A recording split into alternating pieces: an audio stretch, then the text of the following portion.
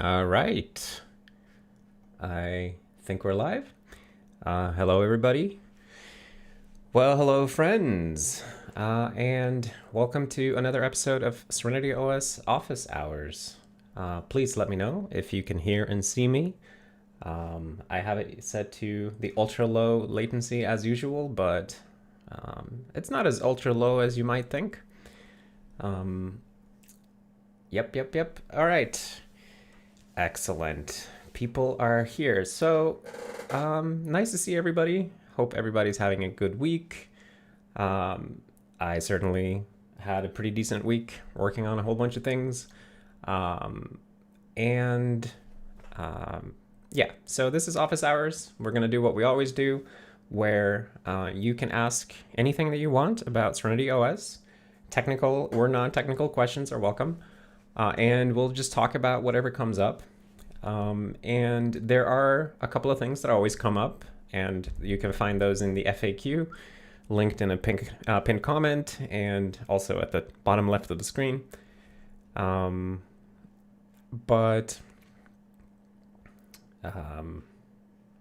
we'll just let some questions come in here. All right, so Dimitri says, bro. Well, hello, bro. I am interested in operating system development. I started a month ago and I made a basic bootloader and building the kernel now, but there are not very good resources available. I need to ask you, after making the kernel, how do I get started with making a GUI for my operating system? So what I would recommend for building a GUI is starting without your kernel underneath. So instead of building it on top of your kernel directly, you can use something like SDL on Linux or Qt or GTK or whatever, anything that just gives you a frame buffer on screen where you can put pixels, like set this pixel to this color, because you can flesh out a large amount of your GUI code in that comfortable environment where you have all your regular debugging tools and everything, and then you don't need to bring the instability of your kernel into the confusing mix of trying to get your GUI up and running. So that's definitely what I would recommend starting with. That's certainly how I started building the SerenityOS GUI. I know I feel like I show this on every stream, but let's look at it again. On the happy birthday page here on serenityos.org, you can see this was me building the original GUI in SDL on Linux. So this was not running on the SerenityOS kernel at this point. It was just me screwing around in a window on Linux. And I think you'll probably be a lot more productive if you approach it this way. Okay. Let's see. William Leslie says, any tips for debugging user space applications under QEMU? I'm not exactly sure what that means. Do you mean debugging user space applications on Serenity OS while it's running in QEMU? Or do you mean running QEMU to host user space applications on Linux? If you mean running Serenity in QEMU and then debugging user space apps that way, there's a mix of things that we have at our disposal. So there is a debugger in Serenity, but it is pretty bare bones. It is also integrated in the Hack Studio IDE, so you can run a program there and set breakpoints and stuff like that. But it's not something that is super mature. Most people, as far as I know, use debug logging to find their way forward. But it's easier if you have a specific thing in mind. So Samuel says, what are the best/worst parts of C-Line compared to Qt Creator? Well, the best part of C-Line, in my opinion, is the code comprehension. And recently, I have to admit that code comprehension in Serenity, when using C-Line, I feel like it keeps degrading a little bit because We keep using more and more features that are kind of cutting edge. Like we upgrade to the latest GCC a couple of days after it comes out, and whatever new features there are, we make use of them. And CLion, and really it's not CLion, but it's ClangD, which CLion uses. It seems to not do very well with some of the new features of C++. So it started as my favorite feature, and it's kind of becoming my least favorite feature. But in terms of CLion specific stuff, because that's Clang is involved there, but like specifically to CLion, I really like the editing functionality, just the way it feels to move around when you're moving between different files. You know, it's so easy to just get to where I want to be. If I think about some class, I can very quickly get there by just slapping the keys around. And that was decent in QCreator, but I feel like CLion does better at that. And in QCreator, you have to kind of you have to tell it what you're looking for. You have to say, like, I'm looking for a method with this name or a class with that name. Whereas in CLion, you can just say the name of the thing you're looking for, and it will find it 95% of the time. And I do appreciate that. I guess something I miss from QCreator is the speed of it. Like, obviously, QCreator is a C++ native application, and the general UI is a bit faster than CLion is. CLion is a Java application, and no matter what Java hardcore people tell you, it is obviously slower than than native applications. And that's something that I miss sometimes, but basically everything else in CLion has been an upgrade, I think. But I feel like I can just talk about that forever, so let's move forward. So Linus says, on a scale from typo fixes to free t-shirt, how excited are you about Hacktoberfest 2021? That is a great question. I am moderately concerned about Hacktoberfest. So if you're not familiar, Hacktoberfest is there's a company that they have a thing every October where they say that if you get 10 pull requests merged into GitHub repositories, then we will give you a free t-shirt. I think that's the basic idea. And it has created this weird phenomenon where thousands of people make really crappy pull requests to random projects because they want to get a free t-shirt. And I'm not excited about getting all those pull requests because the size of this project, the profile of the project has increased in the last year. So I'm a bit worried that we're going to be targeted by nonsense. But at the same time, I don't want to waste too much energy worrying about something before it happens. That said, I have prepared, of course, our very own t-shirt for the occasion. But it's Hacktoberfest 2021. I was just making this yesterday. So if you make 10 really nice yak shavings, then you qualify for this t-shirt. Anyway, let's see. So George says, any tips for switching from C to C++? Just starting coding directly, reading any books before, etc. So what I recommend for people who are comfortable with C and they want to get into C++ is to pick one feature from C++ and start using it in your otherwise C programs. And by exposing yourself gradually to the language like that, you can sort of milk each individual feature and learn how to use it. Because if you try to just switch from C to C++ all in one go, it's very overwhelming because there's so many new things. So I usually recommend to people that pick one thing that seems really useful to you. Like my personal favorite thing is constructors and destructors. But some people are really enticed by lambdas or templates. Whatever seems the most useful, just start making use of that. That's what I would recommend. So Ahmed says, do you consider using something like Cap'n Proto instead of JSON serialization? I saw you were using in the task viewer as medium.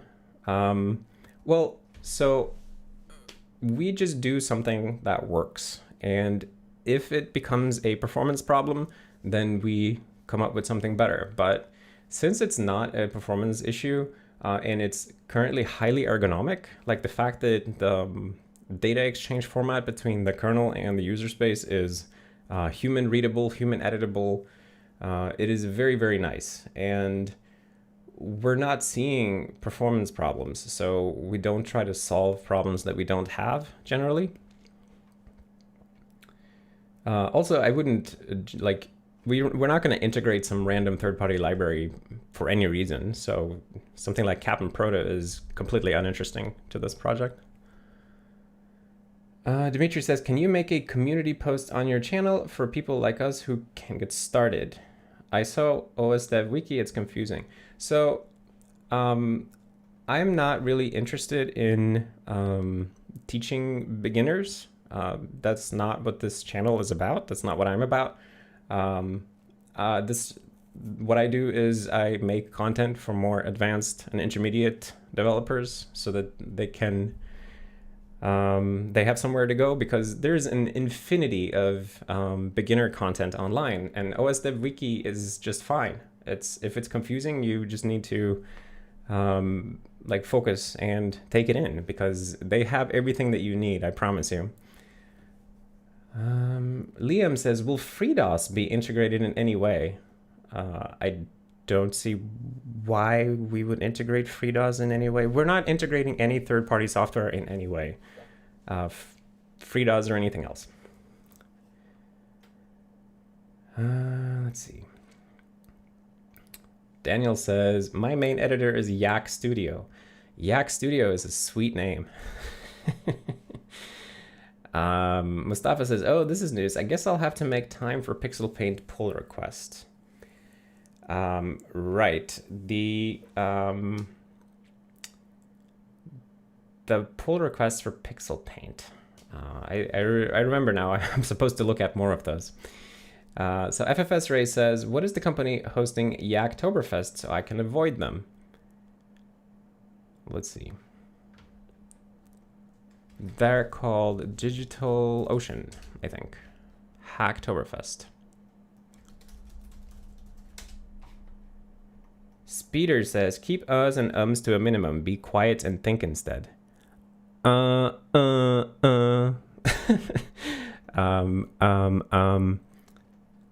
hear that you don't like these. I think you're on the wrong stream, but this is how I speak.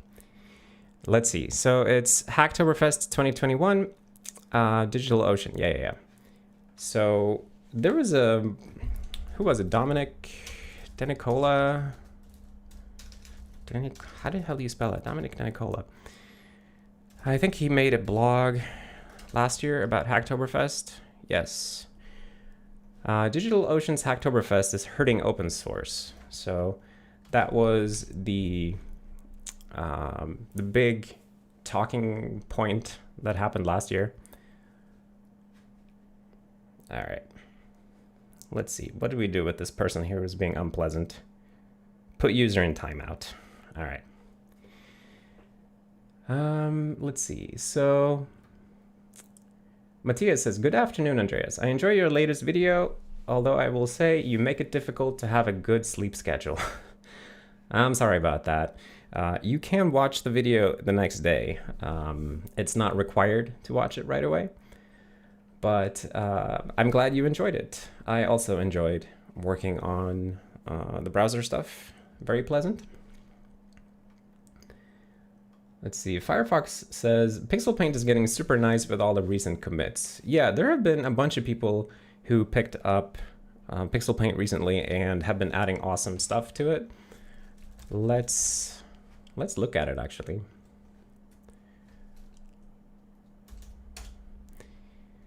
So, wait, this looks so weird here. Why is the layer at the bottom of this thing? That doesn't seem right.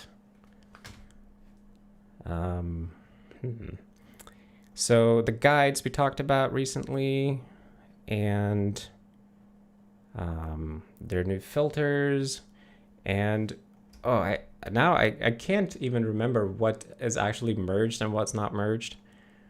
But there is a whole bunch of work on, there was work on brushes, for example, like making brushes inherit from a base class, so pen and brush are the same, so they can share code, stuff like that. Mustafa says, doesn't it make sense that the bottom background layer is at the bottom? I think it makes sense that it's at the bottom of the list, but I think the list should still start at the top of the widget, because that's like the widget items flow from the top of the widget. That's like how every widget works in the rest of the system.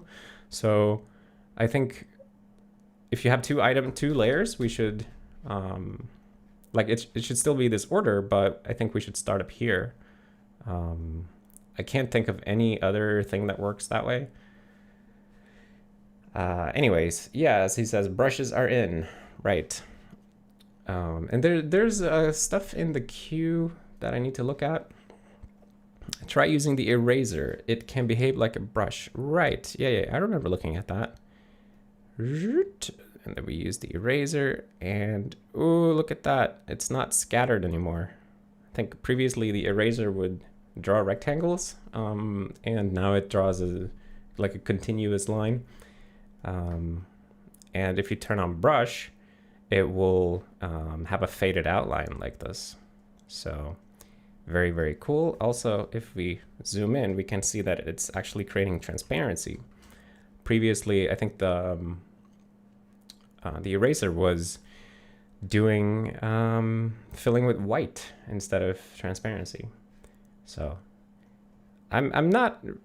suddenly I feel like I'm not really on top of the situation with PixelPaint and everything that's going on, but I'm sure that we'll get up to speed on it. So Yegor says, what file formats can you save as in PixelPaint currently? So currently you can save as, then you save as a PP file, and it makes a big PP file with all the different layers from your thing and the metadata about the layers. You can also export the image to BMP or PNG, but then that does not preserve layer information, of course.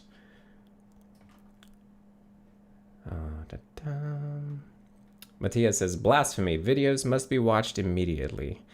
Right. Well, that's up to everybody. Let's see, wait. Firefox says, do you plan on profiling the startup time of the x86-64 boot? It seems that the startup time is longer compared to x86.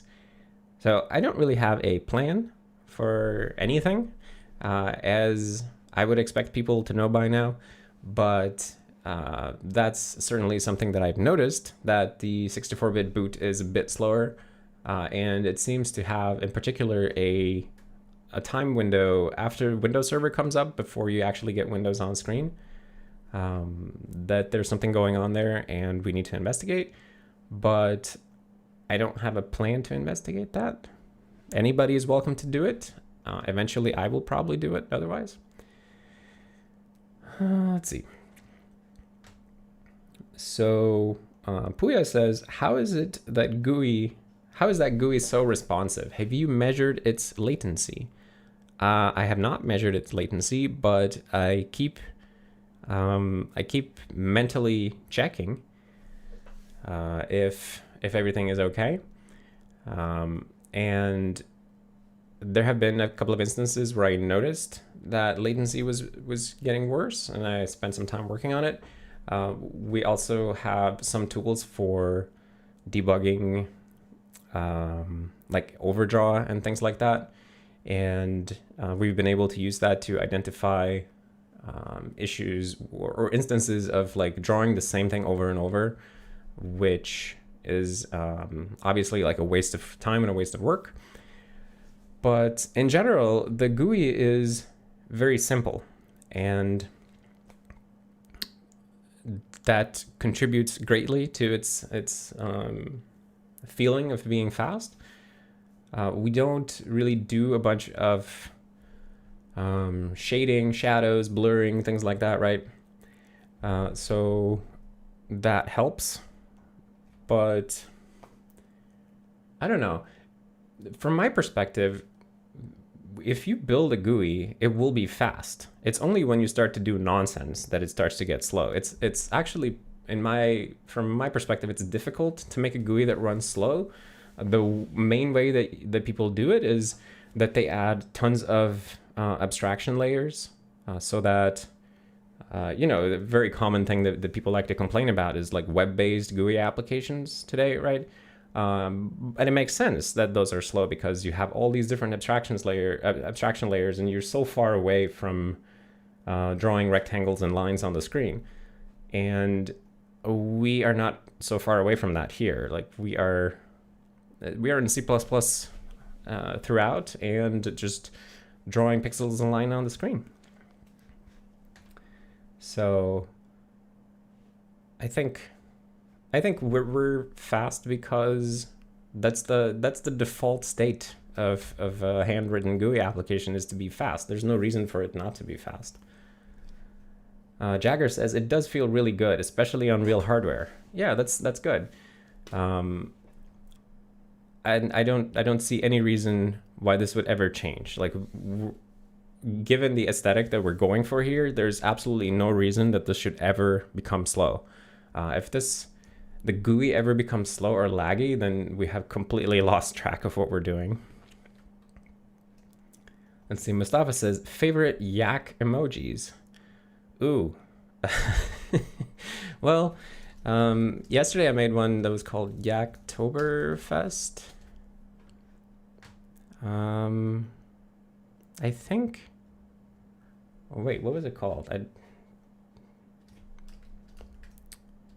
That's not the one I'm looking for. Hacktoberyak?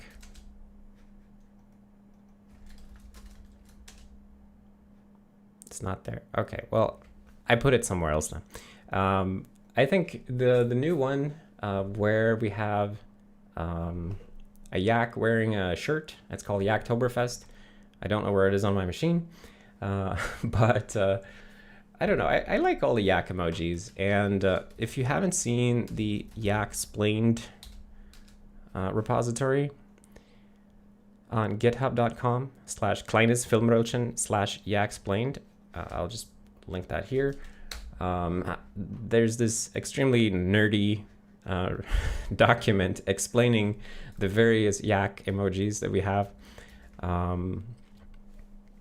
And I can't believe that somebody actually took the time to make this, but I have to appreciate the thoroughness of it, and it's nice to have a reference, although now it's falling behind a bit because we've added more yaks in the last 14 days, but it exists.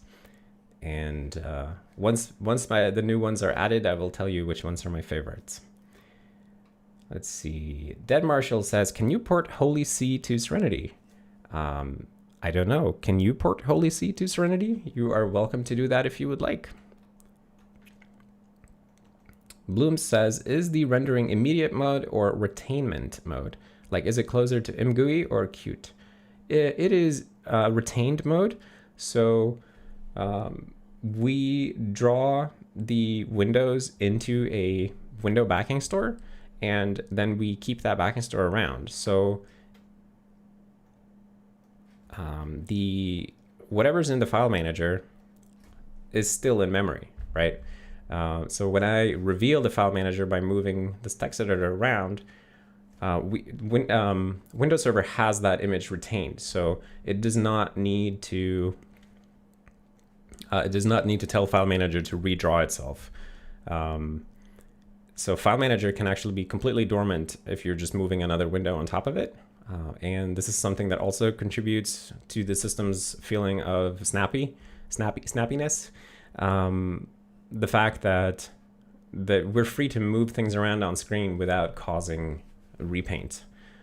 Repaints only happen when the applications decide that they want to. For example, if I move the cursor around in the window and highlight different things, then obviously we have to repaint.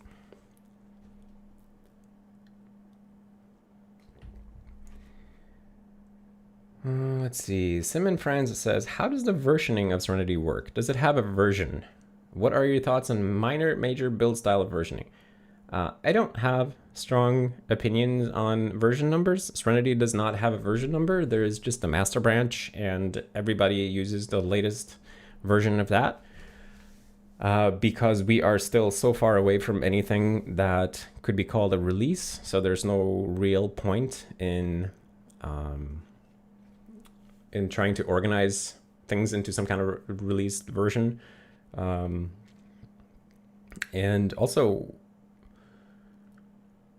maybe it's part of something that I got really tired of while working at Apple, where the year was sort of divided into 6 months of building new stuff and then 6 months of bug burn down and chasing down radars to make a specific version ready for release. And I mean, I understand that that's how they want to run their company, but since we're not running a company here, we're not building something to sell to consumers, we can approach it a bit differently. So I think right now it's really, really nice. The fact that everybody is on master and everybody has the latest stuff, and if there's never any concern about backwards compatibility or ABI compatibility or anything like that, because everybody understands that if they fall behind, that's their problem, and they have to catch up. Let's see. Samuel Jones says, how do you know when to do move X versus just X? I don't understand how that really works.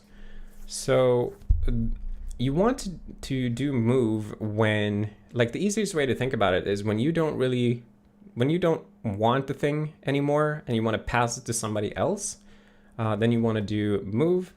And if you want the caller to keep X for whatever reason, then you might not want to move it, because once you move it, it helps to think of it as now it's gone. So if you don't need something anymore, you can move it.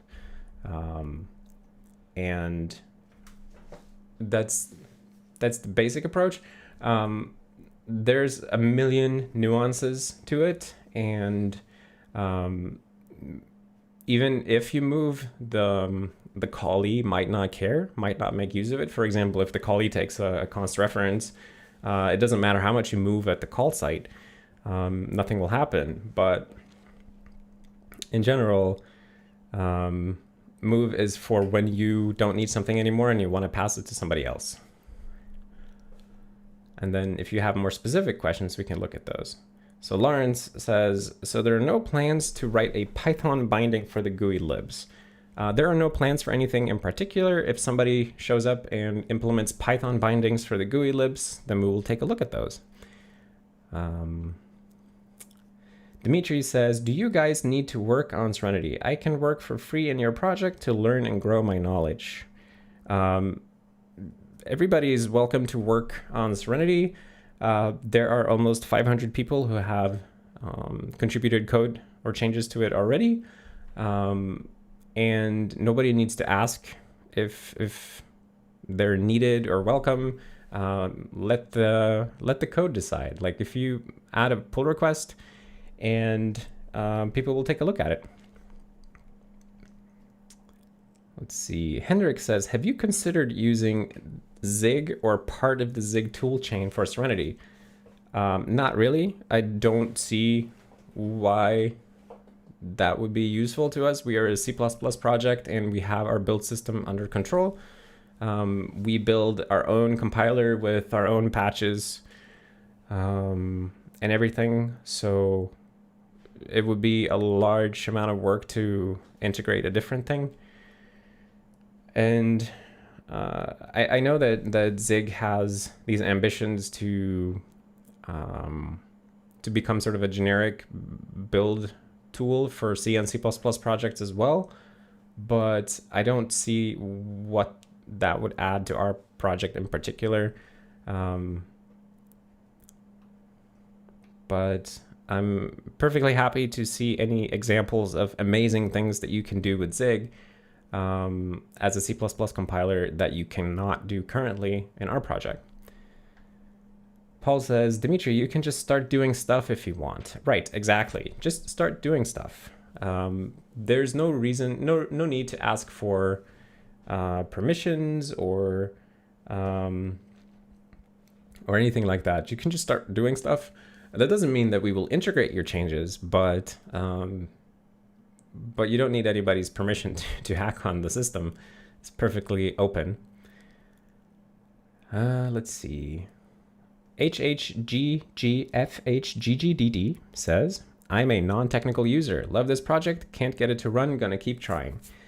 Well, right. That's the spirit. That's actually that's a much better attitude than many people who consider themselves technical users have. So I'm happy to see that. I think ultimately this project is not for non-technical users, but the way that you talk sounds to me like you're transitioning from non-technical to technical or something like that. So just keep at it. FFS Ray says, please no Python. Well, we don't really tell people what to enjoy, what not to enjoy. Like if somebody wants to write Python, there's no point in trying to stop them. We have a Python port in Serenity that Linus maintains, and he enjoys Python, and many people do, but it's not for me. It's not for some people, but as long as it doesn't get in the way or pollute anything, and the way that we prevent that in Serenity is really simple, because we simply say there are no dependencies on third-party software in the base system. So the base system will not depend on third-party software. Now, it can bring in additional functionality if it notices that you have third-party software installed. For example, Hack Studio checks if you have Git, and then it will have a Git GUI. Or if you have make, then it will allow you to run make files from the GUI, stuff like that. But it's not required. It's just totally optional. So Joropo says, how can you profile something at startup? I know that sounds dumb, but if the system isn't started, how do you input the command? Do you just change it in your systemd equivalent? So we actually have something even better. I think it's called boot profiling. Yeah, bootprof. So it's a kernel command line option called bootprof. So if you add that to the kernel command line, then the system will be profiling immediately when it starts booting. And let me see if we can get that going here, actually. I think it's command line. Serenity kernel command line. Let's just add bootprof to that. And then we will run. Now, I haven't tested this for a long time, actually, so we'll see how it goes. But basically, profiling should be running here, and now I stopped it. And then proc profile should have, yes, a huge boot profile, which I will put somewhere. So boot profile, that looks pretty large. Actually, let's be root. And let's see if we can open it. Oh, the profiler chokes. Unknown event type context switch. Oops. Yeah, so it seems like the profiler doesn't know what to do with that. Let's fix that, actually. Unknown event type. It could just ignore it if it doesn't know what it is. Let's just ignore those.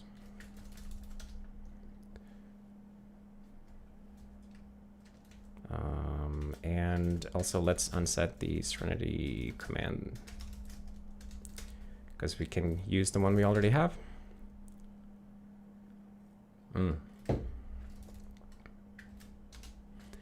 Okay, let's take a look here.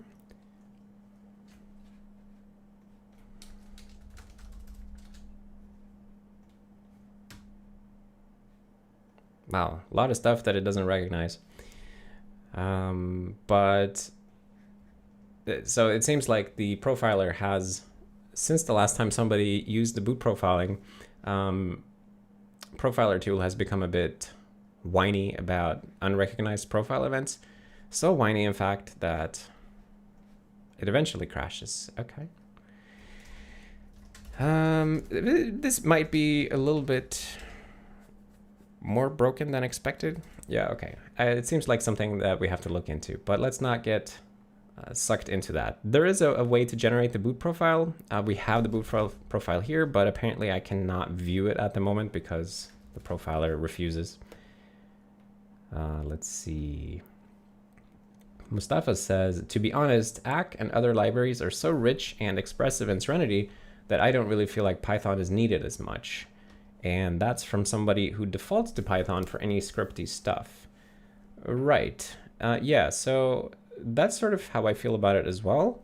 I was talking to somebody about this the other day, about how there's this general perception that scripting languages and interpreted languages are more expressive and more powerful, and you kind of usually reach for something like Python or Ruby or whatever when you want to do you want to automate something, right? And I think a large part of that perception comes from the libraries, not necessarily from the language being more ergonomic, but just the libraries being available. And the C++ standard library, as defined by, the C++ standard, is pretty weak in terms of functionality. Like, it does not have extremely basic things that people want. Like, there's some example that people always give, like string splitting or something like that. It's not even in the STL. But if you have a really expressive library in C++, like the ones we have in Serenity, or if you're using something like Qt, for example, in my experience, it really makes C++ feel almost as productive as more traditionally productive language like Python or PHP or something. And I've certainly written many things in C++ that 90% of people would insist on using scripting language for. But I don't know. I guess I'm also like very C++ happy compared to some people. It is an interesting question, or an interesting area of sort of research almost, to try to make C++ so good that, or to make the C++ library so good that you'd never feel held back by them. I think that's something that's really worthwhile doing. So H says, I remember that you said that Serenity will be English only. When somebody would design nice multi-language support to optionally integrate own language files, would you think about accepting this? So the system is in English, and if somebody wants to translate it to another language, like it's BSD licensed, permissively licensed. I can't stop you, but for internationalization or translation stuff to come into the system as a default feature, it would have to be extremely non-invasive, because it's something that's really enjoyable about the system is how simple it is. And when you start adding these layers, that's like this thing that we talked about earlier about abstraction layers making GUIs slower. Internationalization is a typical abstraction layer that that tends to it's a layer of interaction everywhere, and it tends to reduce overall quality because translations are never as good or never as precise as the original language. And I guess my main reservations are those two things, that I don't want the code to become harder to work with, and I don't want to see low quality translations making the system look bad. And I've never seen, or that's not true, but I have seen extremely few good translations of software ever. I've used a lot of Swedish translations of software. I used to have my system set to Swedish in the past, but the translations are almost always really bad. And I've been told by people from many different countries that it's exactly the same for them. The translations are just off. They feel uncanny and weird. And I don't want Serenity to have this crappy look of low quality translation. So that's something that I am concerned about. And unlike other systems, this is a system that we write for ourselves. Like, we're not writing this for other people. So if you're working on the system and you speak English, then there isn't really a good reason for you to translate it to another language because you already understand it. And yeah, I guess those are some unstructured thoughts about that. Let's see. Eliter says, how much of the code base did you write by this time? Is it down to 50%? I don't know. I don't know how to find that out either. But I guess one thing you can do is you can, I mean, it depends on metrics, right? What do you want to look at? Like lines of code, commits, features, more abstract things, right? Like, or how many bugs I caused. If you go and look at the contributors area here, by the way, check this out, 498 contributors. We are 2 away from 500. It's gonna happen. And let's see if they can crunch the latest data sometime today. But I think, oh my goodness, look at that spike. In terms of commits, I guess I have a pretty good lead on everybody else, but I also put in a lot more time than everybody else. So I don't know, but I don't know. I don't really care, I guess. It would be interesting to see the numbers, but I wouldn't chase them very hard. Also, I feel almost like a little bit tacky looking at this, like, because it's not a competition to have like many commits or many lines of code or something like that. Now we do have some friendly competition around it, but I don't want people to think that it's something that really matters. But I guess I will say about that, for example, on Discord, we have these special roles for 100 commits and 500 commits and 1,000 commits, called the 100, 500, and 1,000 commit club. And then I'm by myself in the 10,000 commit club. And I originally added those because I wanted to signal somehow to people that it's much better to make many small commits and compartmentalize your work instead of trying to get stuck building big features or big things. Just getting to the habit of doing small incremental work. And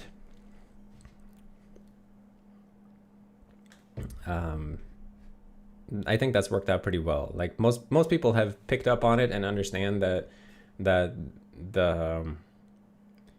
the way to make progress on this project is to do incremental work, not large chunks for the most part. Let's see. Panta82 says, I like the idea of English being the standard language for programmers, like it is for pilots. Right. Exactly. I think that's just really true. It is the de facto language for programmers in a large part of the world. I know that there's always some contrarian, and whenever that discussion comes up online, there's always somebody who has to chime in and say, well, you know, I know this team in France that programs and they don't speak English, any of them, and whatever, but for the most part, programmers speak English, and everybody who works on our project certainly does, because they would not be very productive if they didn't. So I think it's okay. And then user says, I think Serenity would have to grow into something it's simply not trying to be for internationalization to become a real issue. Yeah, I agree. We're not trying to be a consumer system, so it's not an issue.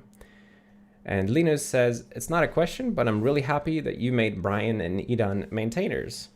Right. So this week I've added 2 new maintainers to the project, Brian and Idan. And I'm really happy about that. So now we have 2 more people who can help out with merging pull requests and helping guide people to get their code in. The pull request queue has been moving a bit weirdly lately. Like sometimes it's really fast, sometimes it's really slow, sometimes it's still, and then it starts to fill up for some reason really quickly. And it's just good to have 2 more people working on helping out with that. And I'm really happy with the work of both Brian and Idan. They've been working on the system for a long time, doing lots of awesome stuff. So I'm really happy about that too. Let's see. Eliter says, are you trying to create a company with Serenity or ? Because I struggle to see your purpose with the project, mate. You know very well how much work has gone into the commercial operating systems. So I think this is covered by the FAQ. Let's bring it up. Why are you building SerenityOS? What is your goal? This is something that I started building as a personal project to have fun. I'm not trying to create a company or make money or make a product that we would sell. I just want to build a desktop system for myself to use. I'm not trying to attract users or appeal to anybody other than myself. That's what I'm trying to do. Now, what ended up happening is many people thought that this was a really nice project and they wanted to participate and make it nice for themselves to use as well. And I certainly welcome that because it's nice to have company and it's nice to, nice to have people motivated by the same things I'm motivated by. They just want to make a nice system or whatever reason they have for working on this. I don't really question what people's motivations are. So, but there's no attempt here to make a company or make a product or anything like that. We are just people making something for fun and to learn. Let's see. Aman says, hey, I'm interested in kernel development and I've been wanting to contribute to it, but I hardly know basics. Can you recommend some resources to study? Yes, I recommend the OSDev Wiki. OSDev Wiki. This is where you want to go if you want to start building a kernel. Definitely go to osdev.org. There are many resources online, and this is, I think, probably the best one. And you'll find so many links to other resources here as well.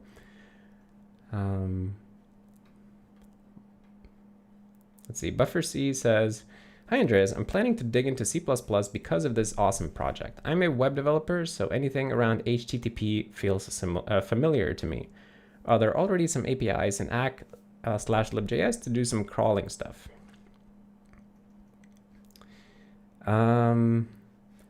Well, we do have an API for doing HTTP requests. So if you look at, we have a program called Pro. If you look at pro.cpp, you can see how it's actually grown to become a bit complicated, but it's basically a simple client program that uses the generic protocol library to fetch a web address. So the way you run this program is you just say pro google.com, or actually, I guess I have to http google.com, and it just prints out whatever the HTTP response is. And so you can look at this program to see how that works and how we interact with the request server, which is a system service that actually does the HTTP and HTTPS requests.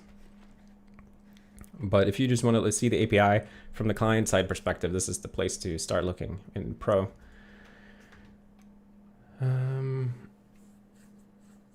Let's see, Andrew January says, I just tried to pull out number of current lines Andreas wrote, and my methodology is probably wrong, but I would say less than you'd think, which is kind of nice. That's nice. That's very nice. There was a conversation on Discord the other day where we were trying to determine what is the chance, like if you git blame a file because you're having a problem, what is the % chance that it's my fault? And I think somebody came up with, I want to say like 48% or something like that. So 48% of lines in the project at the moment were last touched by me. But I mean, it's a weird metric because it's last touched, not written. But yeah, it's probably less than you think, which is very, very nice. There are so many people who have worked on this project now. I'm really happy about that. Samuel says, what are some of the apps in Serenity that you think are the most complete? I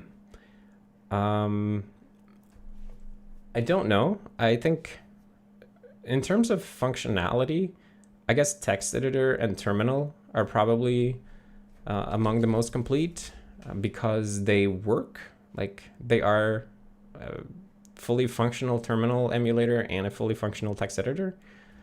They can do all the basic stuff. Now that doesn't mean that they do fancy things, but they are reasonably complete and they have a nice feature set and they work exactly as you would expect.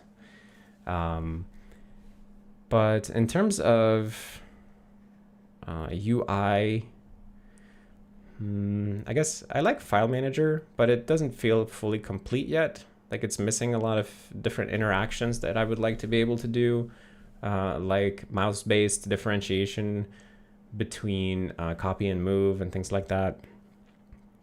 Or modifier-based rather, so that you could like hold down Control, drag something with Control to copy, drag something with Shift to move. A bunch of things like that don't work yet.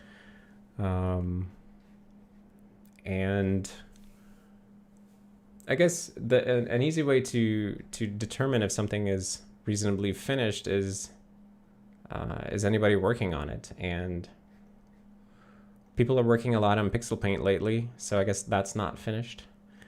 But it's certainly looking better and better over time. I don't know. That's an interesting question. What are the most complete? To be honest with you, though, I don't think any app is remotely complete in terms of where I actually want it to go. There are features missing in every application that I would like to add eventually. Eliter says, well, the project is very nice. No one could say otherwise. I'm just confused as to why you would not create a startup with a product in the tech field. Because I'm not trying to become rich or make a product. I just want to build something really beautiful. That's why. Let's see. Leonardo says, what is the best way to build a SerenityOS app UI? And how can we know the widgets properties, and layouts that are available? So the best way to build an app UI is to look at one of the existing apps, whichever one is closest to the way you want to do yours, and then see how that is implemented and start from there. There is no documentation of these things because they keep changing, so nobody has I guess nobody felt really comfortable writing documentation, knowing that it would probably change eventually anyway. But in terms of general outline, what you would do is, for a widget-based application, you would want to design the UI in GML. So I recommend doing that with the GML Playground application on Serenity so that you can see the UI come to life as you're making it, right?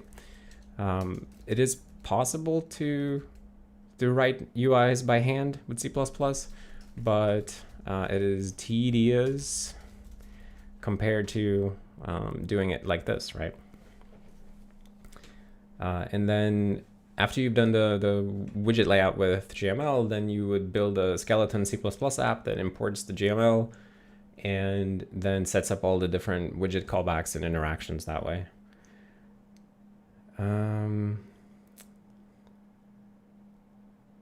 Let's see. So Igor says, are you open to talk about the drug issue you have or you hold to yourself? I think I'm fairly open about having had problems with drug addiction in the past. Now, I haven't touched drugs for over 3 years now, so I'm a little bit, I have a little bit of distance from it, but I'm fairly open to talk about some aspects of it. There are aspects of it that are private, of course, as with anything. But if you have specific questions, or if somebody is struggling with these things, then you're welcome to contact me, and we can speak offline about it. Let's see. Max Sylvester says, can libweb be used to parse, modify, extract text from HTML files without a GUI?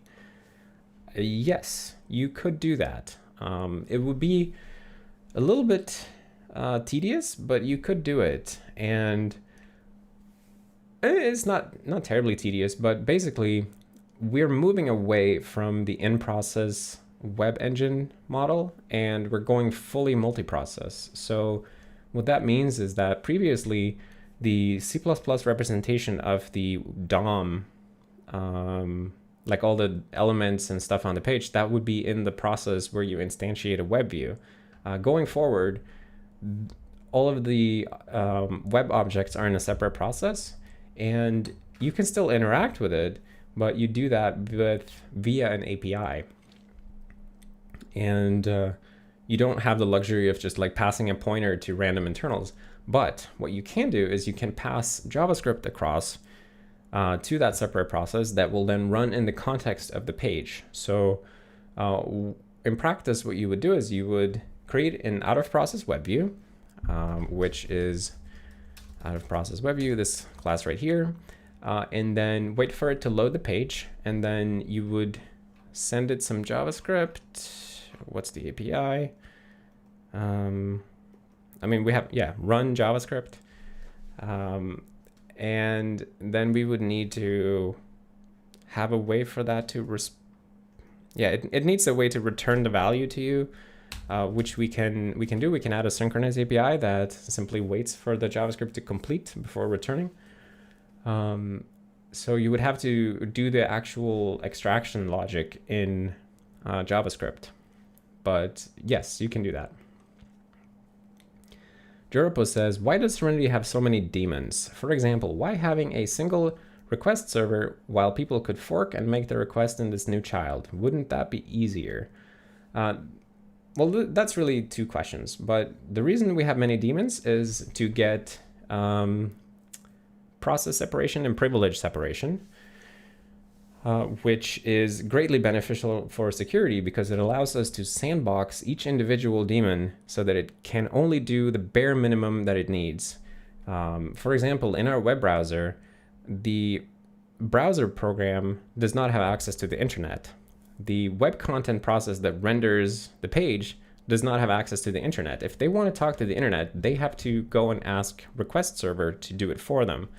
And what this achieves is that if somebody finds a bug in our JavaScript engine, for example, and they gain illegal control of the web content process, that doesn't mean that they can just open a socket and listen for an incoming connection or something like that. They are still limited by what request server is willing to do for them. And as to why a single request server, the main reason that we have a single request server is so that we can, the idea with that is that you can share caches. So it's very, very common that you would download the same resource multiple times, and it is very easy to implement a basic caching mechanism if the requests always go through the same process instead of everybody having their own process, because then you would have to coordinate a disk-based cache instead of having an in-process cache.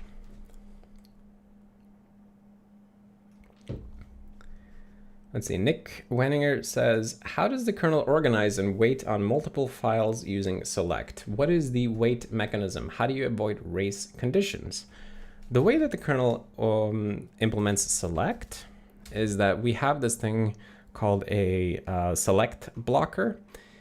So if we look at the select syscall, then first of it is like parsing the parameters, setting up the vector of file descriptors and so on. And eventually it bottoms out into this call right here to current thread block. This is where we actually go and block the thread, waiting for the specified condition to become true or a timeout to happen. And we pass in this type called a thread select blocker. And it's a type of blocker, which is an internal class in the thread class. And all the different ways that we block in the kernel, that we block a thread, are based on this blocker mechanism. And what it is it's a class with various virtual functions that check if a block condition is true or false, basically. And that's oversimplified because it's actually a bit overly complicated, actually. But generally speaking, select blocker is instantiated with the timeout and file descriptor info, and then we block. And then while we are blocked, this select blocker is now registered as the thing that is blocking this thread. And whenever one of the file descriptors that this select blocker is blocking on, whenever one of them changes in a way that may affect select blockers, they notify the blocker. So that's called evaluate block conditions. So for example, here's just, we're in the socket setup, which may affect block conditions, and we see these calls just littered everywhere whenever something happens that may affect somebody who's blocking on this resource. And then what happens there is that it just goes and unblocks all the blockers whose conditions are now met. And this is a kind of a, it's a little bit of a spaghetti, honestly, how this works. But I've been doing some work recently on making it a bit more straightforward. There's still work to be done here, and it's hard to get too deep into it without having sort of a problem to try to solve. Let's see.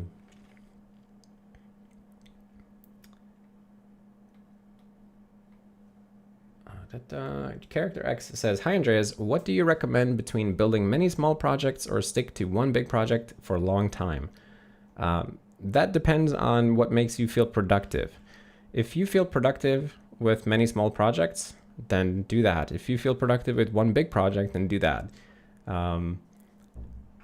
But I don't think there's any magical thing that fits everybody. I like having one big project.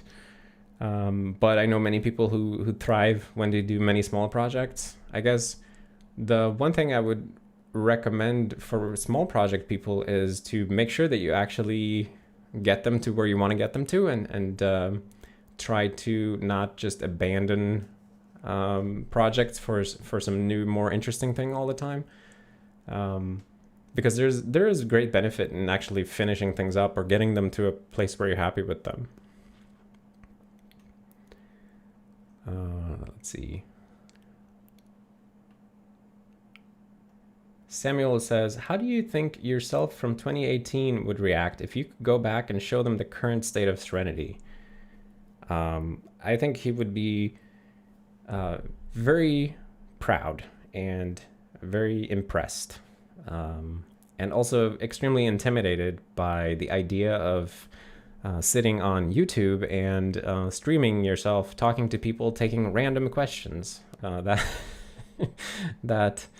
That would have seemed extremely terrifying at that point.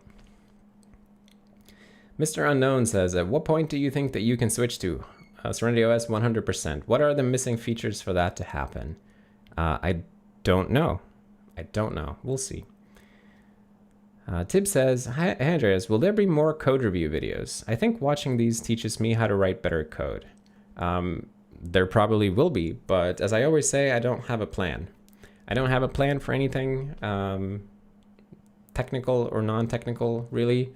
I have scheduled meetings with people, but outside of that, I don't have a plan. But I enjoyed making the code review videos, so it's very likely that I would make them again. Eliter says, what drugs were you addicted to? I'm not able to answer that. Dimitri says, bro, as you said earlier, you don't teach basic stuff for operating system developers, but at least do one article for us beginners. No, I don't make basic beginner content. You're not in the right place for that. There's a million other places where you can find that. That's okay. Let's see. Joshua says, you're a really kind and nice person. Well, thank you. That's very nice of you to say that. I appreciate that. Literally Y says, hi Andreas, C-Line Fuzzy Finder searching in my project is kind of slow. Did you get issues like that in the past? Yes, I did actually. And the solution I took was to just throw more memory at it. So as you can see at the bottom here, I have 8 gigabytes allocated to the C-Line heap.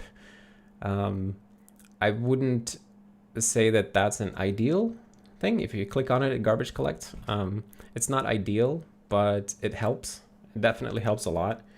And it was the recommendation I got from a contact at JetBrains when I was first starting to use it, to just increase the memory size. Let's see. Oh, Joshua with the super chat. Thank you very much, Joshua. I really appreciate that. It's so nice, and there's no message, so I don't know what to say about it. And Zero City or Zerosity with a super chat as well, saying thanks for your awesome work. Keep going. Thank you for the super chat, and I will keep going. I don't think there's any reason that I would want to stop, so we will keep going. Let's just see here. So hello friend says, how to contribute. The way to contribute to the SerenityOS project is to build it and then mess around with it until you find something that you want to improve, and then try to improve it and show us the code that you eventually come up with. Let's see. Jagger says that you can also see the most of the available UI elements in the widget gallery. That's such a great point. I should have mentioned that. If you are new to the system and you want to find out what widgets we have, you can go and look at Demos Widget Gallery. And it's this program whose only purpose is to showcase the various GUI widgets that we have. So thank you very much, Jagger, for bringing that up. That is a great point. And somebody says, why 32-bit, not 64-bit? There is also a 64-bit build. Indeed. But it's fun that that question still comes up. Let's see. Sarfraz says, should an app or a driver be able to crash the system like Windows? How does Serenity cope with this problem? I don't believe that applications should be able to crash the system. Drivers are a bit of a different story. It really depends on what kind of driver we're talking about. If you are talking about a low-level driver for something that requires running in ring 0 with full access to the CPU, that might crash the system. But applications absolutely should not crash the system. And we solve that like any operating system solves it, by segregating user space programs into lower privilege execution mode of the CPU. And we are on Intel architecture, so we have our kernel is running in ring 0 and user space runs in ring 3. We are not a microkernel, although the system is heavily segmented into user space daemons or services, as we call them, where all the kernel code, all the drivers are running in the kernel in ring 0, but a lot of functionality in user space is segregated into individual services.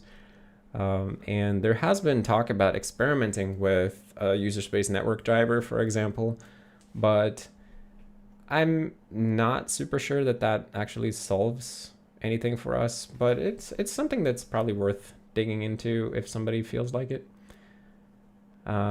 Benjamin Phelps with the super chat with a winky smiley face. Thank you, Benjamin. It's good to see you here. Benjamin is very consistent with the super chats. Really appreciate it. And I don't know what to think about this winking face.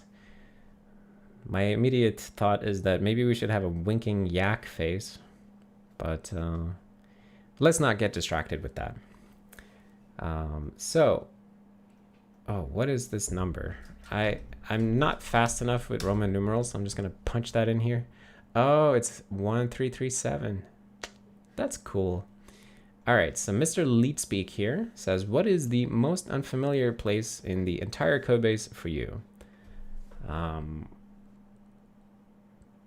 That's a good question. The most unfamiliar place in the entire codebase, probably maybe the TLS implementation is the thing I've spent the least time looking at, because that was written by Ali and Dex, and somebody else worked on it, and I never really got into that so much. I did a couple of refactoring changes around it, but I'm a bit unfamiliar with that part of the codebase.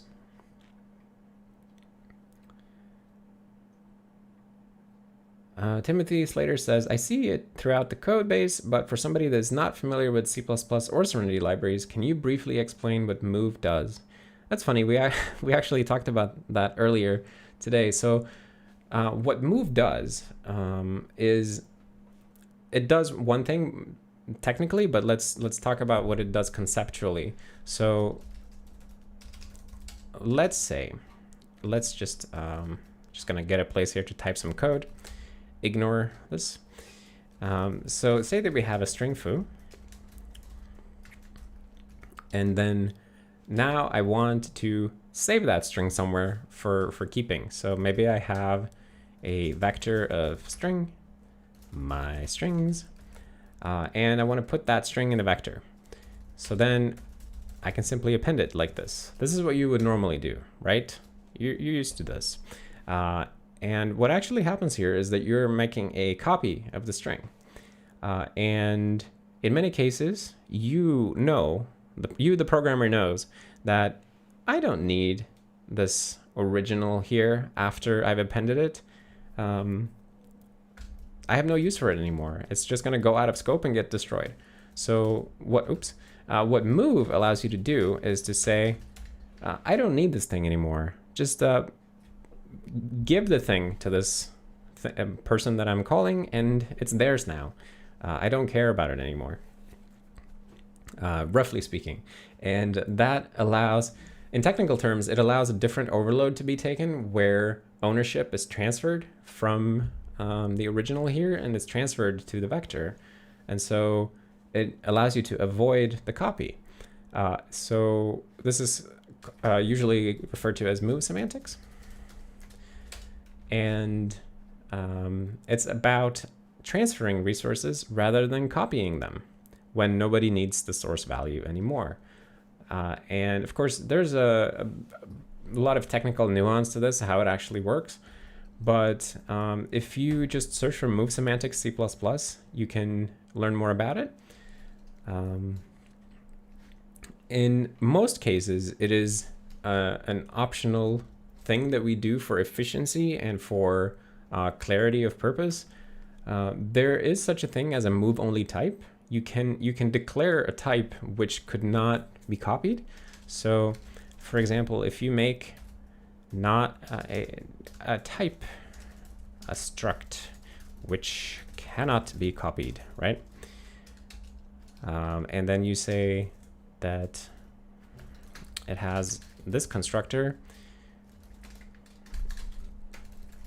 Copy constructor is deleted, and the copy assignment operator is also deleted. So this thing can no longer be copied. So if you try to copy one of those,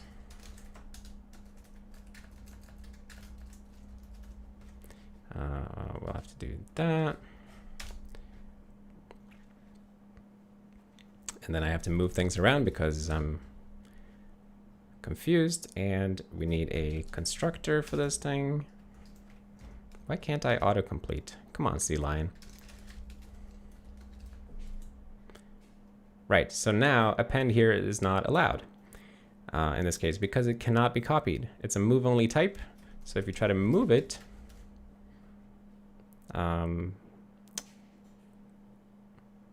wait, what's wrong with that? Do I have to actually declare the move constructor?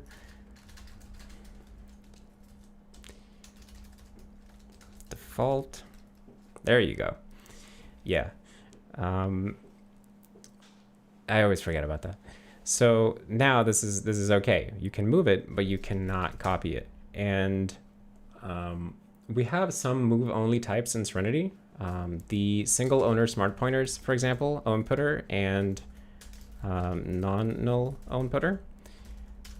They represent an object that a heap allocation that has a single owner. And if you think about that, it's pretty logical that you cannot copy something that has a single owner, because now you have two single owners pointing to the same thing.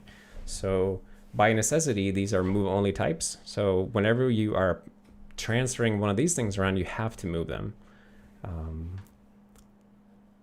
And I guess it should be true for unique putter and STL as well, if you're talking about C++ standard library. But I'm not super familiar with the STL. Anyways, look into C++ move semantics to learn more. Let's see. Mustafa says, can you give a bit more context / reading material about these rings? So absolutely. So maybe you just type osdev rings. I don't know. What you can do, what I would actually recommend is getting the Intel manual. The Intel, if you type Intel manual into Google, it will take you to this page where you find the CPU manuals for Intel CPUs. These manuals are amazing. They describe in great detail how the CPU works from a software perspective. And in there, you can read everything that you need to know about the rings. But the short version is that there are actually rings 0, 1, 2, and 3, but we only use 0 and 3. Most modern operating systems only use 0 and 3. There have been some systems in the past that have made use of 1 and 2 for I/O drivers and stuff like that. And then there are also rings below 0, or some people argue that they are. There's rings colloquially referred to as -1, -2, and so on. But look into the manuals for sure. Benjamin Phelps says, does the debug stuff have any impact on performance? Yes, it absolutely does. But it so far has a tolerable impact, in my opinion. I think maybe the thing where you feel the debugging impact the most is an application startup time. Somebody was pointing out the other day that because we compile stuff with the undefined behavior sanitizer, or oopsan, it ends up inserting all these relocations into everything for all the oopsan patch points. And that is basically what we do when we start an application. Most of what the dynamic loader does, or the dynamic linker, when you start up, is just patching all these oopsan things into the program. And if we compile without oopsan, then stuff starts up significantly faster. But then we don't get oopsan.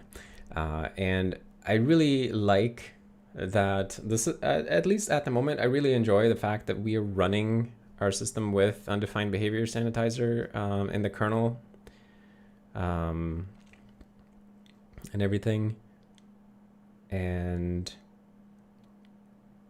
I think it's worth it. Like, it's worth taking a bit of a hit for improved error catching and stuff. But of course, there comes a point where it becomes too much. I do like the fact that we have all these things that are turned on, that if you really wanted to go fast, you could just turn them off. Like the fact that we don't even test our performance without all this debugging stuff enabled means that everybody is kind of motivated to improve performance with debugging enabled.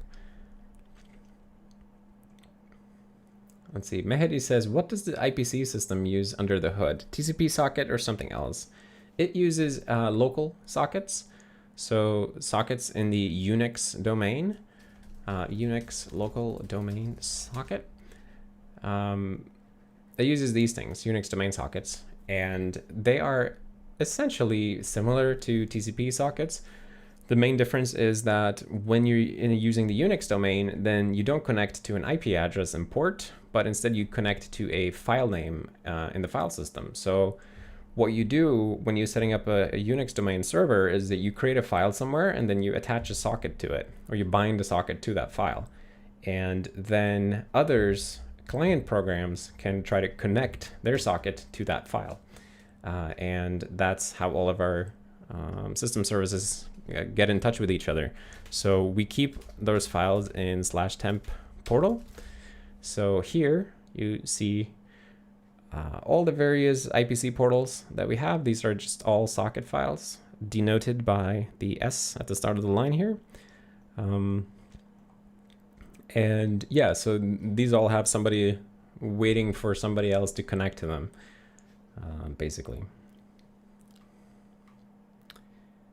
Let's see.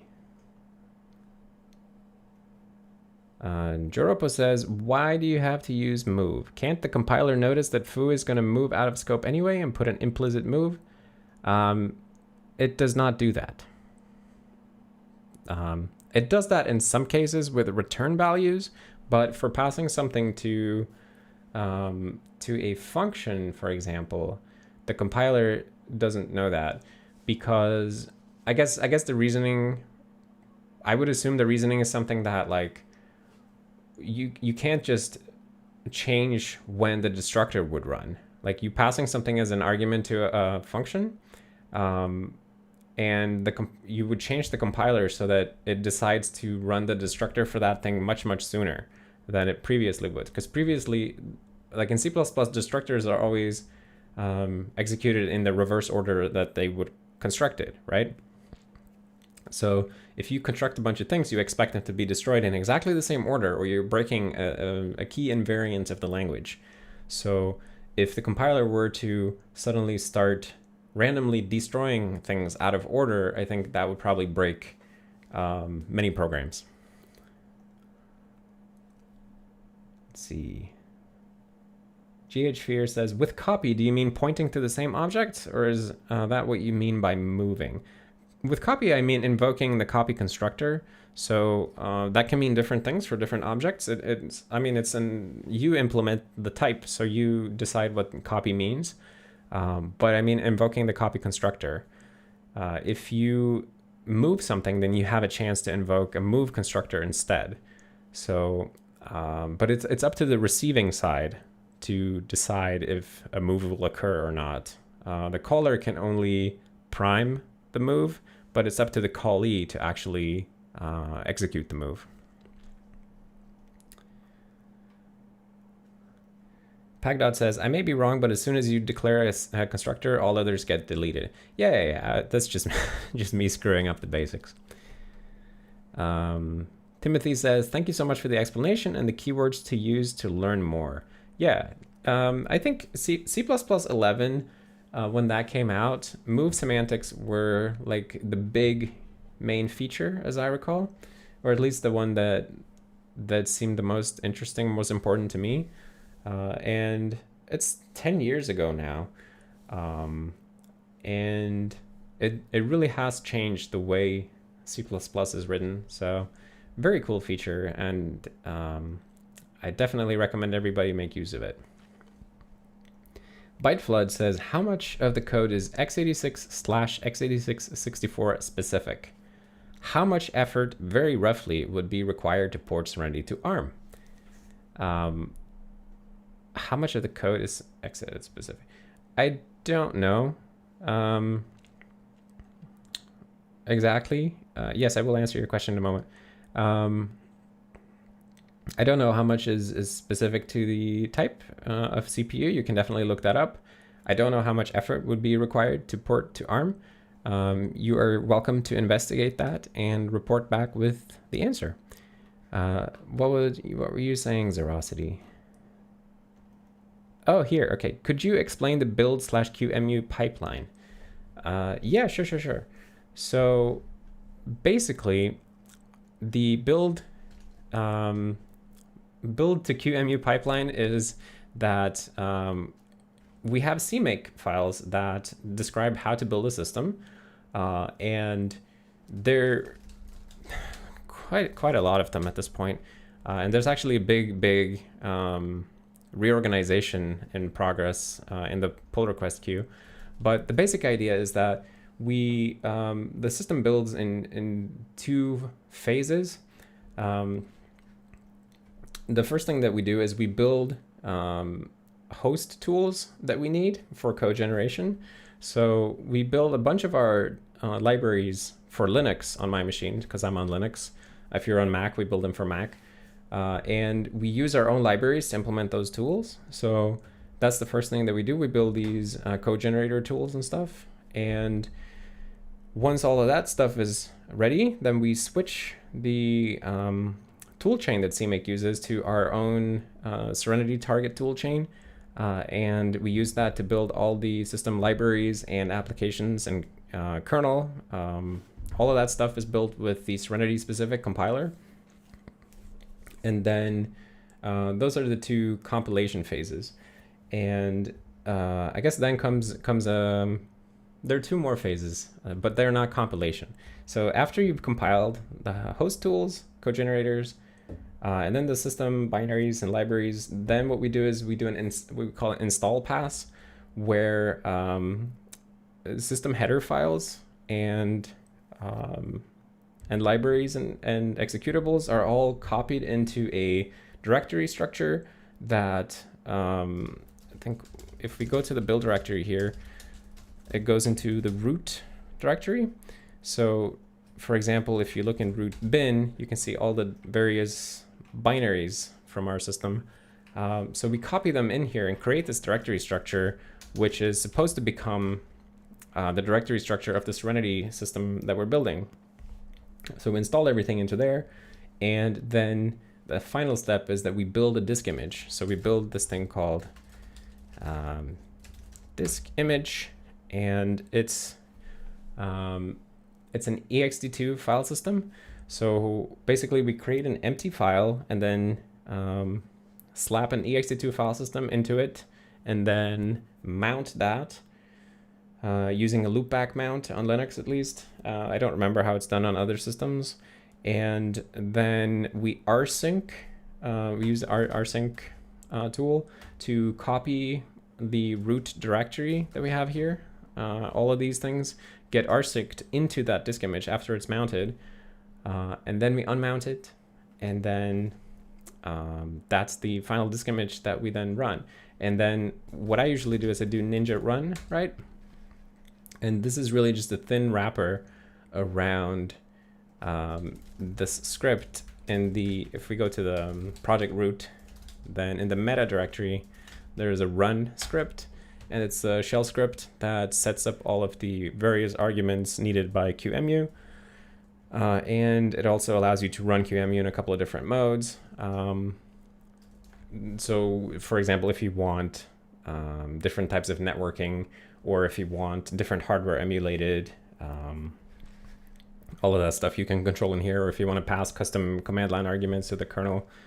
And eventually this thing runs QEMU with the disk image as the disk image.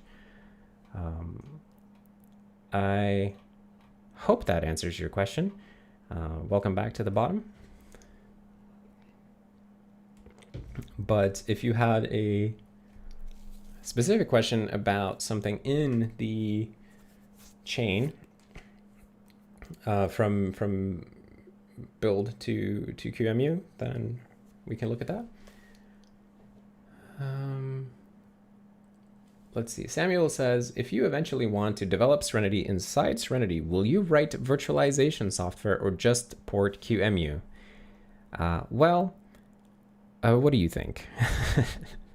If you look at my typical behavior, would you guess that I would write some virtualization software or just port something? I don't know, to be completely serious, but it seems very likely that I would rather we build our own virtualization thing. Because I always think that, like, we made it this far without third-party, without putting third-party stuff into the system. So why stop now? Let's see. Cold Coffee says, when Serenity kernel crashes, does it log the error to a file? I once crashed it by browsing a website, but I didn't catch the message because QEMU closed very quickly. So crash dumps are logged, but only user space crash logs. Kernel crash logs are not saved on disk because generally speaking, when you're crashing in the kernel, you probably shouldn't trust yourself to write to the disk because doing that might just make things way, way worse. For example, if you have screwed up your disk offset metadata or something like that, and suddenly you think that you're writing out a crash log, but actually you're overwriting the root directory. So in general, when the kernel panics, we just try to die right away. And the error messages that are left behind are what you have in the terminal where you started QEMU. If you crash a user space program on Serenity, it will produce a core dump, and those can be found in temp core dump. So let me show you what happens with that. So let's simulate a crash. The crash program is very useful for simulating crashes if you are in need of a crash. So here we can actually see the core dump path, and it's clickable, of course, takes us right there. Oops. And yeah, so that's where they end up, in temp core dump. But one thing to know about it is that the temp file system is a TMPFS, so it does not preserve content across a reboot. So After you reboot, the core dump directory is gone until you crash something new. So for that reason, if you want to actually hold on to one of these things, what you need to do is, well, you can just copy it to your desktop, for example, and now you have it here. And I think you can run Crash Reporter on these. Yes, you can. Maybe we should give them some extension that Crash Reporter could recognize, like crash.gz. Why don't we do that? Because right now you have to know about that. Like, it would be cool if you could just double click it. Let's see. Yuval says, someone, are you planning to go to sleep today? Andreas says, I have no plan. That is, I guess that's fairly accurate. I don't have a plan for when I go to sleep, but I have a routine. Samuel says, .crash extension. Yeah, I feel like .crash would make some sense. But it's compressed here. So we compress these to save space. So it would have to be crash.gz or crash.whatever compression extension. But that seems like a nice thing to do.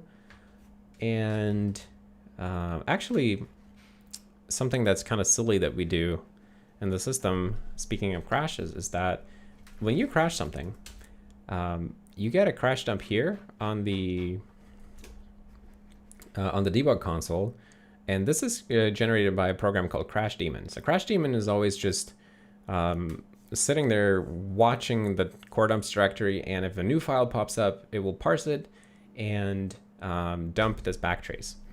That's Crash Daemon. At the same time, when it's finished, it will spawn the Crash Reporter, which is a GUI program, and then this program will open the core dump and do the same thing again. So we actually parse crash dumps twice.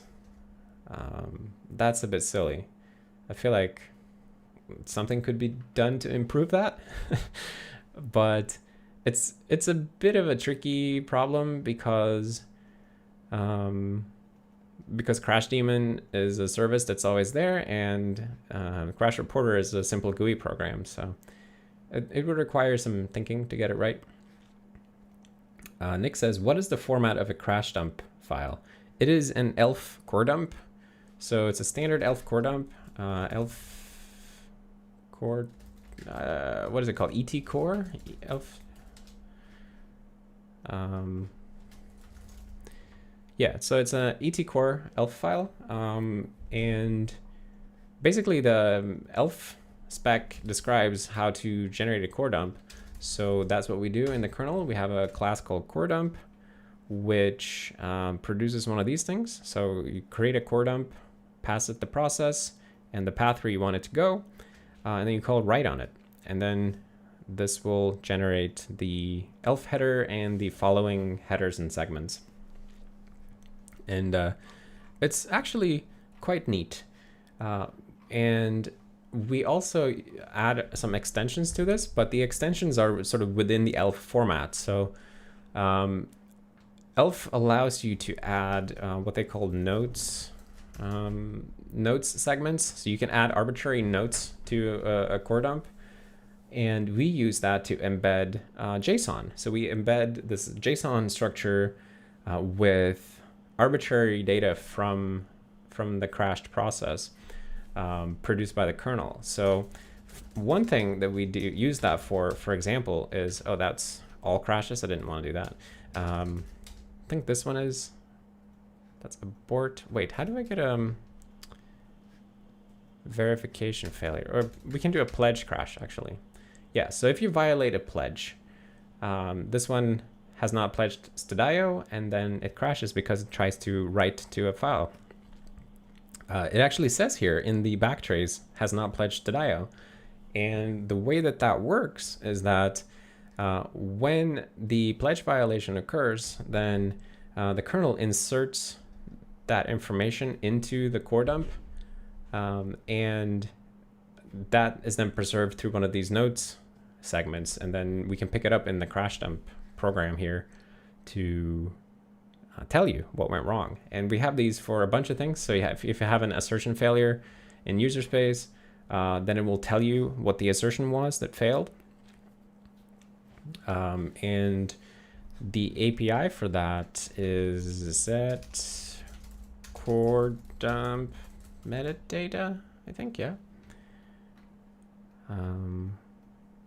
Yeah, this is syscall called set core dump metadata. So if you call this, you can add arbitrary data to your program, which will only show up in a crash report. It's a bit of a strange thing, but I really, really like it. It makes for much better crash reports. Ruven says, "Hi, Andreas. Have a nice weekend," with a super chat. Thank you very much, Ruven. I hope you will have a nice weekend as well.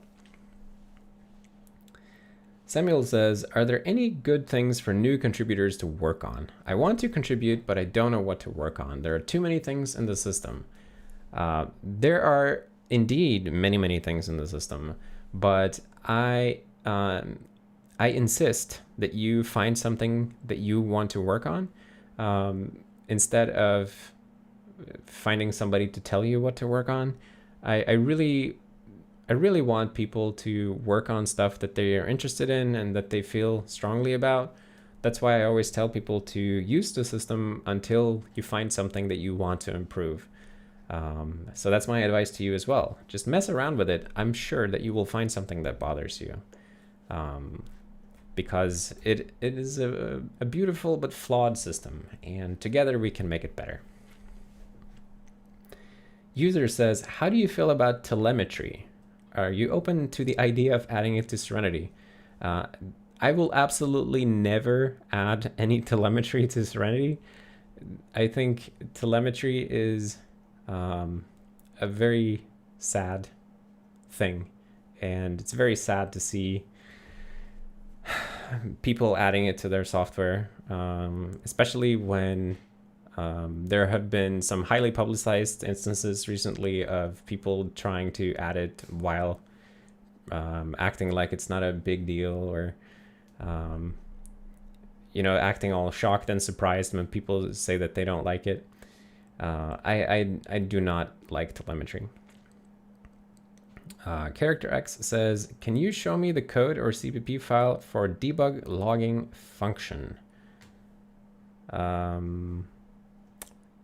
So I don't know exactly what that means.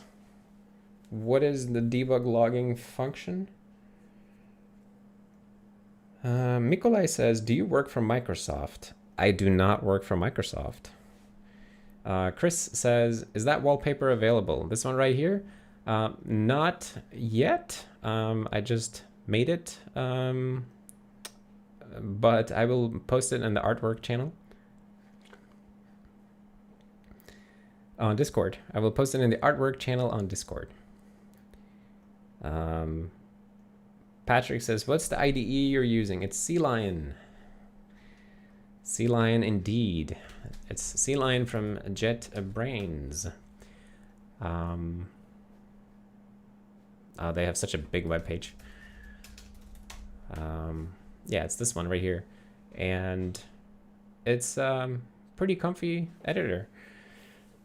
I used, since you mentioned that you want to watch my backlog of videos, if you look at my older videos, you'll see me using Qt Creator, which is the IDE I used before, but I switched at one point to CLion, and it's been pretty good.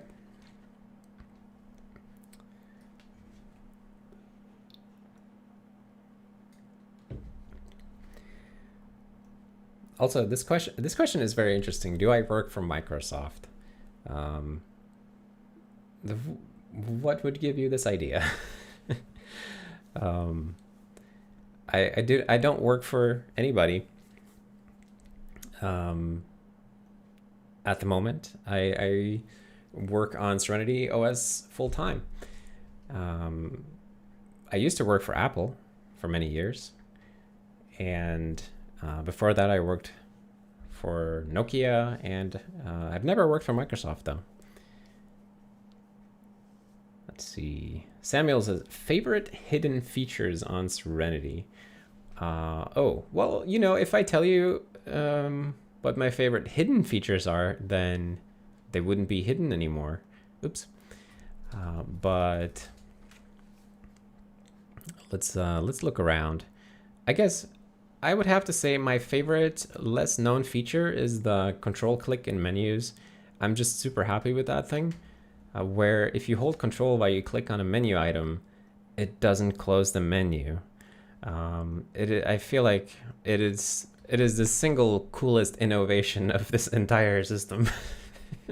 And after I got used to this, it's so annoying that other systems don't do this, because I don't always want to close the menu. Let's see. Sondix says, only somebody who works for Microsoft would say they don't work for Microsoft. Okay. Well, I don't work for Microsoft, so I guess I must then work for Microsoft. Jagger says, does that work on every context menu? Certainly, yes. Although if you open a window, it will it will close the menu. But if you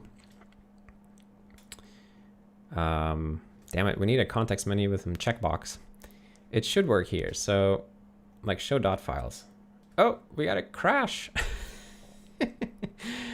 Okay. Well, that's something that needs to be looked into. So yeah, you can clicky click here and it stays open.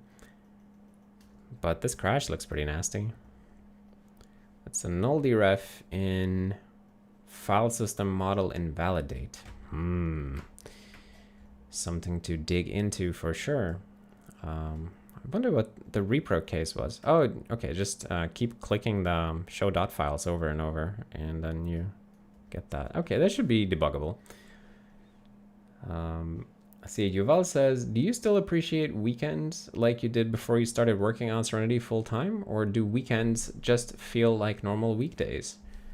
That is an interesting question. I still appreciate weekends. I try to remember that it is weekend and that I should do something different. But of course, the contrast is very there's much less contrast than before, because you know, previously when I had a day job, I would speak to my coworkers on weekdays, and now I don't do that, but instead I speak to Serenity developers every day, which I really like doing. So that's not a bad thing. It's a lovely thing. But I do have to sort of be conscious to create that contrast.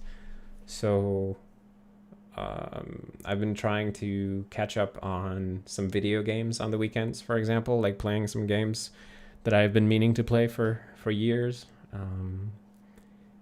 And that's been pretty fun. Let's see. Oct says, love the menu trick. I miss it everywhere now. I know, right? Mindart says, how does one get started with systems programming? It seems very interesting, but at the same time, very challenging and overwhelming. I think the best way to get started on it is either by building a small miniature system of something.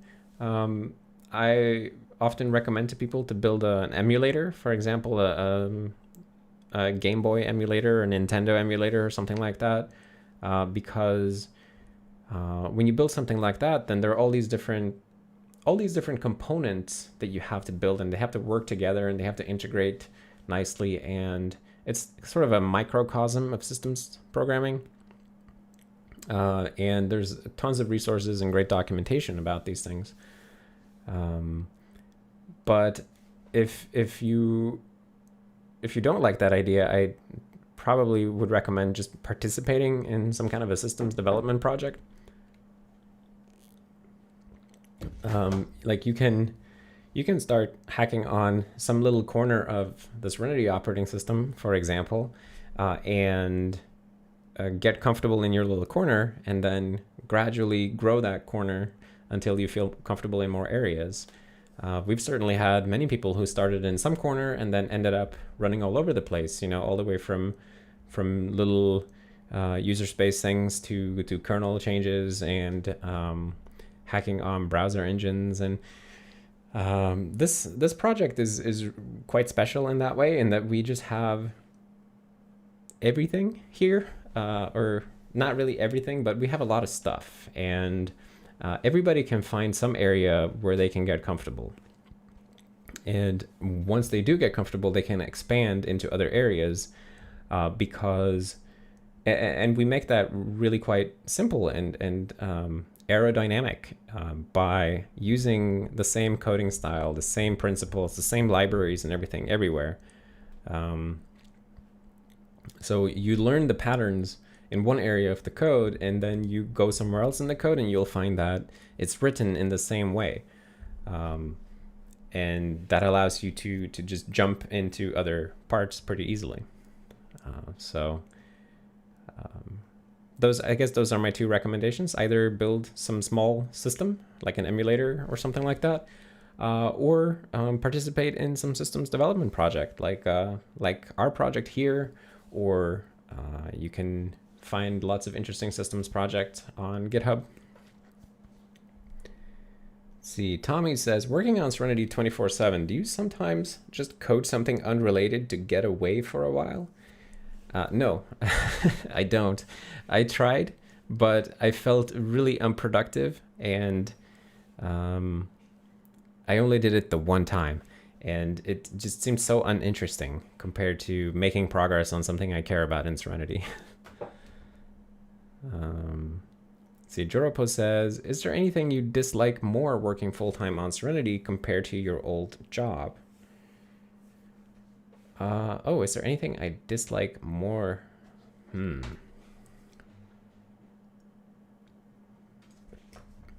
No. I like this more. This is better in every way. Character X says, I was talking about the debug line function. Can I use that separately in my project? You could yank it out, but it comes with a lot of stuff. So the place to start, I guess, is ACK format. So you need this thing, which has a bunch of stuff, and then you also need the CPP file, of course. But it's non-trivial, and a bunch of this code is written using various other Serenity classes and stuff. So if you actually try to yoink that out of our system and use it elsewhere, it would be a bit of work. Let's see. But you could do it, but it would just, you would have to take a bunch of things with you. And Samuel says, is there any way to yank out the code for outline debug line? Yes, the same question here. And he can't stand the std_count. Right, so what I recommend for people who are stuck in std, but they don't like std_count and those things, is to go and look up std_fumpt, or what it's, fumtlib, is that it? What's his name, Victor? Yeah, this is Victor's library, fmt, fumpt, which is very similar to what we use in Serenity. It's just we have our own implementations of these things, of course. But that should slot into your project more easily, and it's actually becoming part of the C++ standard at this point.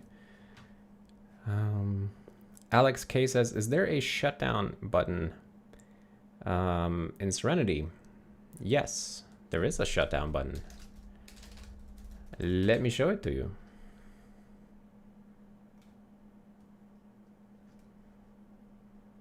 Click right here, exit.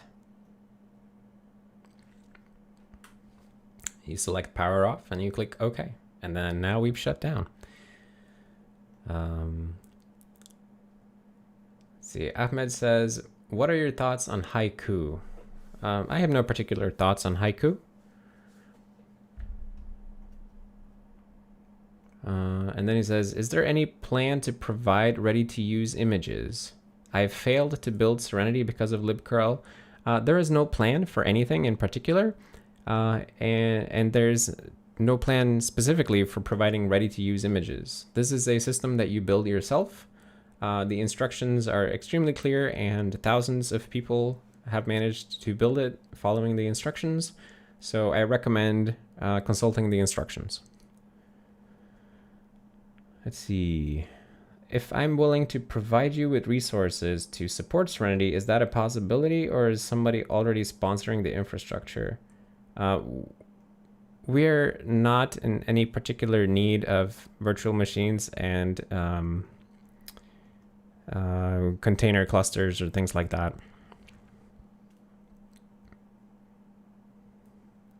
Mr. Unknown says, why did you switch from Kdevelops to C-Line? Just to try something new, or is there a specific reason? I switched because it seemed to me that C-Line just had so many more useful features, and it was being developed by people who are focusing on building a great IDE, whereas Qt Creator is developed by people who are doing all kinds of things, and they also do an IDE. And I thought, you know what, I should give it a try. Give C-Line a try. Like, these people are focusing on building the best IDE that they can. Let's try it. So I tried it and I liked it. So that's basically what happened. Of course, in more detail, what actually happened was that I was gonna try a bunch of different things at that point, because I figured I should look outside of Qt Creator. And I looked up some different IDEs, and when I went to the webpage for C-Line at the time, they had a little page about like what's new in the latest release, and in the screenshot of their demos, they had the SerenityOS project open to demonstrate their ability to open our project. And I thought, wow, they're like advertising to me really well right now. So that's why I ended up trying it first, and I really liked it. So